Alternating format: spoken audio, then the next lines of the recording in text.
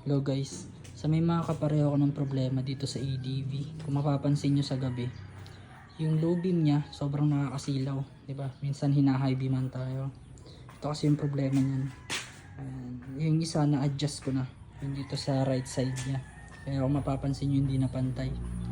So ituturo ko sa inyo kung paano yan i-adjust. Kasi dapat ganyan lang yan. Turo ko kung saan banda. Ayan, pati high beam niya na-adjust na rin. Papansin nyo ang baba ng isa kasi in-adjust ko kanina. So punta lang kayo dito sa baba, and then yung tools pala na gagamitin nyo is gagamit kayo nito. Ayan,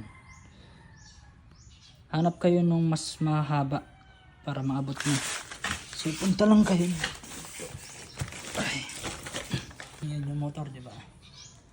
Punta lang kayo dito sa ilalim, abutin nyo yun. Yan. Kapag gusto nyo ng pa-low beam, yan, ito, yan. Iikot nyo lang ng pa-counterclockwise. Ayan, naiikot na siya. Ayan o, tinan nyo.